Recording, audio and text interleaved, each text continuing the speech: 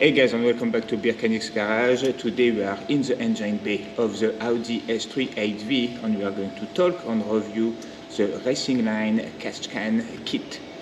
So this kit contains a catch can but also contains a little kit that basically replaces the very ugly PCV valve on top of your engine.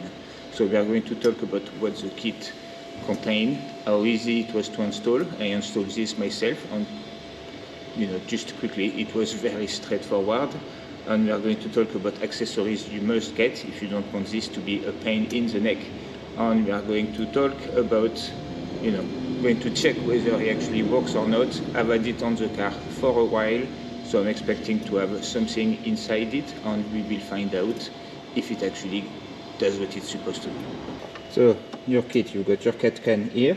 What it's worth noting about this catch can is you will have to lose the water bottle, the stock one, which will reduce your capacity. So I have done it on mine, which means you need to get that accessory, which basically redirect a line, which then allow you to fill up the water tank. So basically on those cars, the water tank are actually two tanks joined with each other. You've got the top one that is visible, but you've got a lower one as well.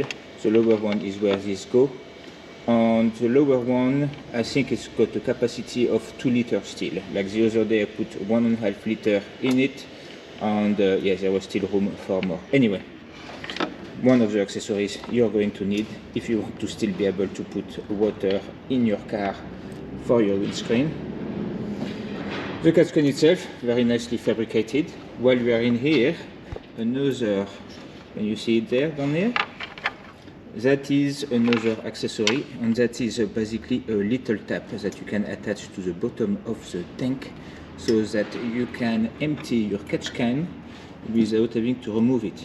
If you do not use that, basically you have to unbuild, remove it, completely, unhook it, take it out, and then take it out each time you want to empty it. So not ideal, but I'm going to get a light in a minute actually to show you. It does get pretty busy in there, especially if you have the oil cooler kit as well. But we will go back to this. I will show you how squeezy it is when we talk about the installation. Otherwise, the plate that replaces the PCV valve, does the job, and nobody can argue. I'll put a picture of what the stock one looks like. It looks a lot better. I mean, normally that's why those engine bays, they put a cover, they look really ugly. It's starting to actually look okay, I mean, this still look like crap, but I've got plans to actually, if you look where it goes, you could actually relocate that to somewhere, out of the way. But anyway, very nice kit. Easy to set up. Here you do have to attach this part to this part and everything, but everything is straightforward and easy. After, we have a little tap here, which can allow you to check. You can see it's still hot because I just drove here. But yeah, so basically, to check your level, whether you've got anything in there or not. Okay, so here we go. So as you can see, to start with, the tube very much is in contact with that's aircon, I believe. Very little room for the tap. So you can see here it's pretty tight in there. So the tap, the only stuff you can do is actually squeeze in there and try to activate the lever from there. Look here, again, very, very tight. At the top, those two actually clear nicely. And all the way over there as well. You got your little hook pipe. But yeah, I kind of feel like, to me, it's a bit too busy in here. There's too many cable touching and stuff like that,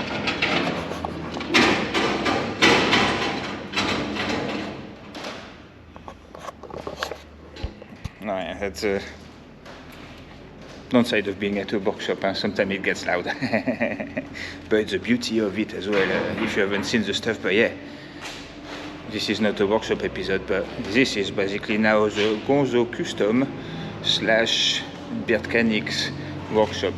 Mostly Gonzo Custom. It's like a Gonzo Custom doing tons of work, and then around you've got like Beardchanics shitbox. But anyway, to go back to the Catch Can. Overall, I'm pleased with the kit.